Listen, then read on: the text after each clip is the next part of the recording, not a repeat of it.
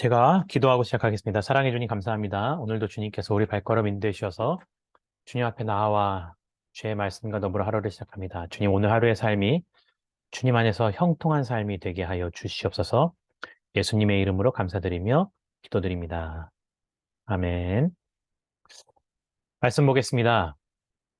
본문 말씀 민수기 15장 22절에서 41절까지의 말씀입니다. 우리 다 함께 봉독하겠습니다. 너희가 그릇 범죄하여 여호와가 모세에게 말씀하시는 이 모든 명령을 지키지 못하되 곧 여호와께서 모세를 통하여 너희에게 명령한 모든 것을 여호와께서 명령한 날 이후부터 너희 대대에 지키지 못하여 회중이 부지중에 범죄하였거든 온 회중은 수 송아지 한 마리를 여호와께 향기로운 화제로 드리고 규례대로 소제와 전제를 드리고 순염소 한 마리를 속죄제로 드릴 것이라.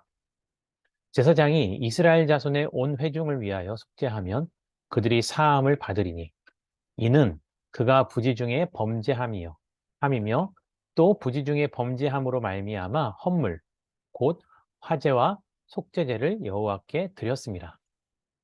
이스라엘 자손의 온 회중과 그들 중에 거류하는 타국인도 사함을 받을 것은 온 백성이 부지 중에 범죄하였음이니라. 만일 한 사람이 부지 중에 범죄하면 1년 된 암염소로 속죄제를 드릴 것이요.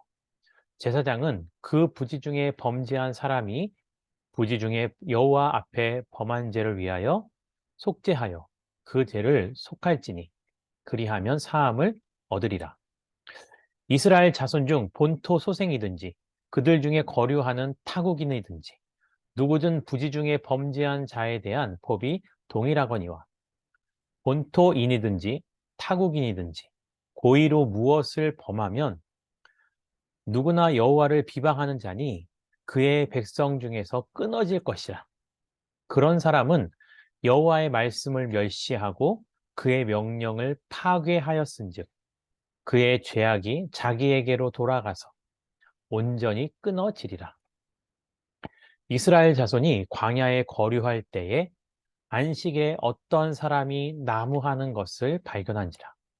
그 나무하는 자를 발견한 자들이 그를 모세와 아론과 온 회중 앞으로 끌어왔으나 어떻게 처치할지는 지시하심을 받지 못한 고로 가두었더니 여호와께서 모세에게 이르시되 그 사람을 반드시 죽일지니 온 회중이 진영 밖에서 돌로 그를 칠지니라. 온 회중이 곧 그를 진영 밖으로 끌어내고 돌로 그를 쳐 죽여서 여호와께서 모세에게 명령하신 대로 하니라. 여호와께서 모세에게 말씀하여 이르시되 이스라엘 자손에게 명령하여 대대로 그들의 옷단 귀에 술을 만들고 청색끈을 그 귀에 술에 더하라. 이 술은 너희가 보고 여호와의 모든 계명을 기억하여 준행하고 너희를 방종하게 하는 자신의 마음과 눈의 욕심을 따라 음행하지 않게 하기 위함이라.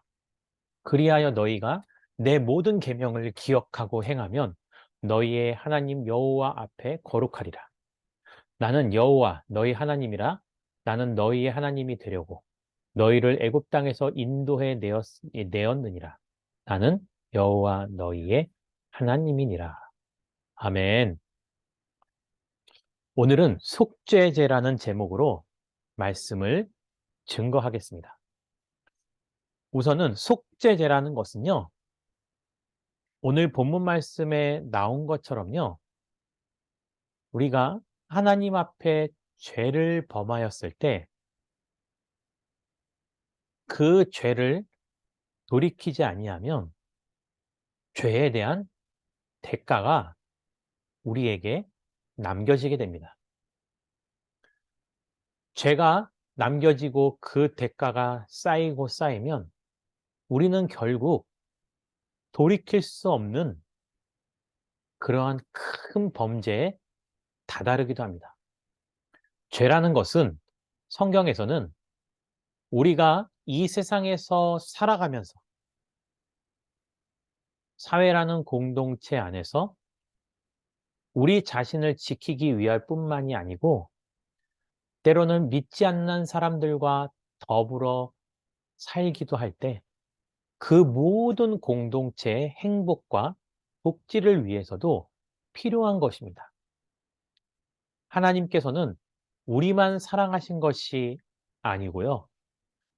하나님이 지으신 모든 피조물들에게도 하나님의 관심과 사랑, 그리고 그 가운데 돌이켜서 하나님께로 돌아가기 원하는 모든 사람들에 대한 하나님의 마음은 여전히 남아있다라는 것입니다. 그래서 하나님의 말씀을 지켜 행하는 것은 믿음의 공동체 안에서뿐만이 아니고요. 우리가 믿지 않는 사람들과 더불어가는 세상에서도 반드시, 반드시 필요한 것입니다. 특히 오늘 본문에서는요, 우리가 죄를 범하였을 때 그 죄의 종류를요, 두 가지로 구분합니다. 첫째는 부지 중에 지은 죄입니다. 이 뜻은요, 내가 의도하지 않고 나도 모르게 실수와 같이 지었던 죄에 대한 것을 의미합니다. 사실 우리는 우리가 인지하지 못하는 죄까지도 다 하나님께 죄를 고백해야 될까라는 질문을 가질 수도 있습니다.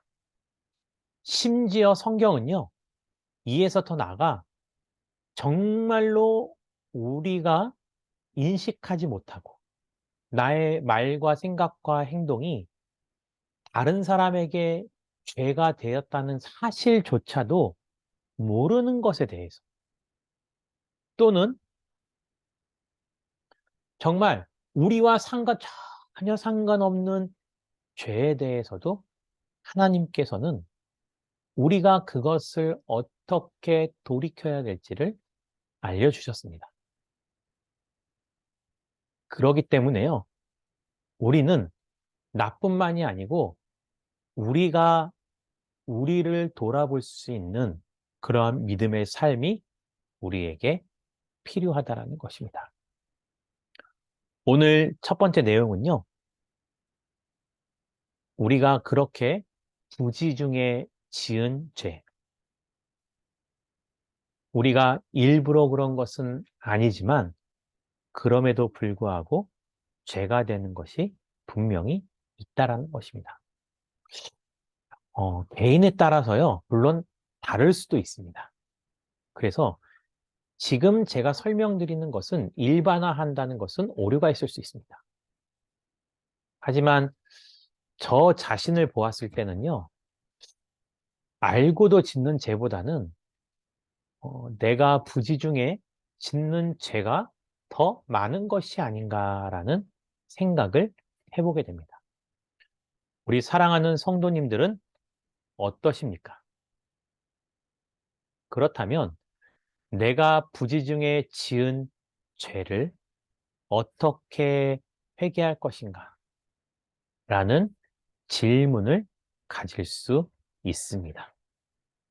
하나님께서는요, 모세에게 명령하실 때요, 24절부터의 말씀을 보면요, 회중이 부지 중에 죄를 범하였거든 온 회중은 숫송아지 한 마리를 여호와 앞에 향기로운 제물로 드리라는 거죠. 개인이 죄를 범하였을 때와 공동체가 죄를 범하였을 때 그것을 속죄하기 위한 제물이 다릅니다. 우선은 공동체이기 때문에 숫송아지를 하나님께 제물로 드려서 우리의 죄를 회개하기 원하신다는 것입니다. 또요, 그 죄사함은요, 그러한 속죄로 말미암아 하나님 안에 있는 백성들 뿐만이 아니고요, 그 공동체 안에 있는 타국인들, 다시 말하면 이방인들까지도 그 속죄함의 효력이 있다라는 것입니다. 그래서 오늘날 그리스도인들이 이 땅 가운데 살아가면서 빛과 소금이 되기 위해서 또 그렇게 살아가는 방법 가운데 하나는요, 때로는 내가 범한 죄가 아니라고 할지라도 공동체 안에 그러한 죄가 남아 있다면 하나님을 의식하지 못하는 사람들이 있을 때 오히려 우리가 그 공동체로 바라보고 그 사람들도 우리와 더불어 가는 사람이라면 우리 공동체의 행복을 위해서 우리가 그러한 역할을 감당할 수 있어야 한다라는 것입니다. 분명히 온 회중이 죄를 범하였을 때 숫송아지 한 마리를 들여 죄 사함을 얻으면 그것은 그곳에 있는 타국인들에게도 죄 사함이 된다라고 하나님께서는 말씀하셨기 때문입니다. 그리고 27절에는요. 공동체가 아니고 한 사람이 죄를 범하였을 때는요. 암염소를 들여 속죄할 것을 말하고 있습니다. 그리고요. 여기에서도요. 공동체의 죄를 위해서 드렸던 숫소 한 마리와 같이 개인이 범한 죄는요. 그 죄에 대한 사함을 받고자 한다면 하나님을 믿던 아니면 타국인들, 하나님 안에 있지 아니하던 모든 사람들은 동일하게 죄사함을 얻기 위해서는 바로 희생물이 필요하다라는 겁니다. 여기서 의미를 좀 더 확장한다면 우리 그리스도인들 뿐만이 아니고요. 하나님을 떠나 있는 사람이라 할지라도 이 세상에 있는 모든 피조물은 하나님에 의해서 지어졌기 때문에 죄라는 것에 대한 심판은 우리 믿는 사람들 뿐만이 아니고요. 믿지 않는 모든 사람들에게도 동일하게 주어진다라는 것입니다. 그래서 예수님께서 이 땅 가운데 다시 오실 때 모든 자들이 그 심판대 앞에 설 것인데 믿는 자들은 생명의 부활로 심판을 받고요. 믿지 아니하는 자들은 죽음의 부활로 지옥으로 가게 된다는 것입니다. 그래서요, 죄라는 것은 유독 하나님을 믿는 우리에게만 적용되어지는 무거운 기준이 아니고요. 하나님은 모든 인류에 대한 동일한 기준을 가지고 계신다는 겁니다. 그러면 믿는 자와 믿지 않는 자의 차이는 무엇이냐? 우리는 하나님을 의식하고 하나님께서 우리에게 허락하신 예수 그리스도를 믿고 그 예수 그리스도의 이름을 통해서 우리가 죄 사함을 구하면 하나님께서 우리를 기억하시고 미쁘시고 의로운 하나님이 더 이상 우리의 죄를 기억지 아니하신다라는 겁니다. 그리고 나서요. 그 죄를 지은 것이 만약 회개치 않으면 어떤 자이든 오늘 본문 말씀에 보면요. 그 죄의 대가가 따르게 된다는 거죠. 특히 29절부터의 말씀을 보면 두 가지 죄 중에 두 번째, 부지 중에 지은 죄가 아니고 고의로 지은 죄에 대한 처벌을 하나님께서 말씀하십니다. 고의로 지은 죄는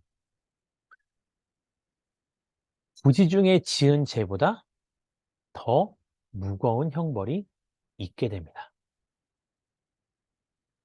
이것은요, 또한 하나님께서 믿는 자나 믿지 않는 자나 모든 자에게 동일하게 주어지는 죄라는 것을 말씀하고 계십니다. 그 죄의 결과는 죽음입니다. 특별히 그것을 심판하는 데 있어서는요, 바로 우리가 죄 사함을 얻지 못하면 그 죄는 영원히 살아서 우리를 따라다닐 수밖에 없다는 것입니다. 그래서 우리는 알고도 짓는 것에 대해서 더 주의해야 합니다. 특별히 고의로 지은 죄 가운데요, 실질적인 예로 무엇을 말하고 있냐면요, 바로 32절부터의 말씀을 보면요, 안식일에 범한, 안식일을 범하는 것에 대한 죄를 말하고 있습니다. 쉬어야 되는 안식일에 우리가 일을 하는 것에 대해서. 왜 그럴까요? 일 자체가 악한 것은 절대 아닌 거죠. 중요한 것은요, 안식일을 지켜나가는 우리 그리스도인들의 마음과 믿음에 있다라는 것입니다. 그래서요, 한 예로 오늘 말씀에는 안식일 날 나무를 하는 것에 대해서 하나님께서는 심판을 하시는데 그 심판의 방법이 독특하십니다. 무엇이냐면 온 회중 앞에 안식일을 범한 자를 끌고 와 그들이 돌을 던져서 심판하게끔 하시는 겁니다. 여기서 돌을 던진다라는 것은 충격을 주는 것 이상으로 돌 무덤이 쌓인다라는 뜻이죠. 죽음과 함께 회중이 그것에 동참함으로 말미암아 죄에 대한 예방의 효과와 함께 또한 공동체가 건강함과 균형을 지켜나가기 위해서는 서로의 행복을 위해서는 쉬어야 될 때 우리가 쉴 수 있는 은혜가 있어야 합니다. 그렇다면 그 안식일 날 우리는 무엇을 해야 될까요? 하나님이 쉬셨다라고 말하는 것은 그 안식일을 통해서 우리도 쉬면서 내가 첫날부터 여섯째 날까지 오히려 열심히 일하는 것. 그리고 쉬면서 하나님도 쉬셨다라는 것을 기억하여 우리가 하나님을 더욱더 깊이 알아가는 것. 그리고 내 삶을 돌이키고 또 나에게 주어질 6일간의 시간을 위해서 충전하는 영적인 충전과 육체적인 충전도 함께 해야 된다는 것입니다. 열정적으로 사셔야 합니다. 진짜 열심히 사셔야 합니다. 하지만 그것이 과해서 우리가 안식일을 범한 같이 우리의 삶에 쉼을 주지 못할 때는 그것이 나를 위해서뿐만이 아니고 하나님께도 범죄함이 될 수 있다라는 것이죠. 그리고 나서요, 37절에서 41절까지의 내용을 보면요, 옷단, 귀에 다는 술에 대해서 나와 있습니다. 술을 단다는 것은요, 고대 사회에서는요, 귀족의 신분을 뜻합니다. 이스라엘 백성이 모두 그렇게 술을 달게 하심으로 하나님의 택함 받은 백성의 신분을 기억하게 하신 겁니다. 술은 머리를 닦는 것과 비슷한 모양으로 내린 것인데 여기에 청색근도 더합니다. 당시 청색은요, 가장 비싸고 고귀한 염료입니다. 그것은 하나님의 백성으로서 우리가 얼마나 고귀한 신분인지를 아는 거죠. 결국 술을 단다라는 것은요, 나의 고귀한 그 신분, 하나님의 형상을 따라 지음받은 나 자신에 대한 사랑과 애착, 그리고 우리에게 명령하신 하나님의 말씀을 기억하여 하나님의 명령을 내 삶의 기준으로 기억하기 위한 내 몸에 장착한 하나님의 말씀을 계속해서 곱씹기 위한 하나의 시청각 교제라는 것입니다. 그래서요, 때로는 나의 믿음이 부족하여서 하나님의 말씀을 자꾸 잊고 살아가게 된다면 우리는 남에게 보이기 위해서가 아니라 나 자신의 믿음을 지켜나가기 위해서 때로는 눈에 보이는 장식과도 같은 표식으로 내 믿음을 지켜나가는 데 있어서 유용한 것들을 생각해 볼 필요는 있습니다. 오늘 말씀을 마치겠습니다. 이렇게 기도하겠습니다. 말씀을 기억하시면서 죄와 멀어지는 그러한 삶을 살아가게 달라고, 또 우리가 죄를 범하였어도 돌이킬 수 있는 믿음과 결단력이 있게 해달라고, 또한 생명이 되어 더욱더 세상을 아름답게 만들어가는 가정과 교회와 지역사회가 되게 해달라고 이 시간 다 함께 들으신 말씀을 기억하시면서 자유롭게 기도하고 마치겠습니다. 기도하겠습니다.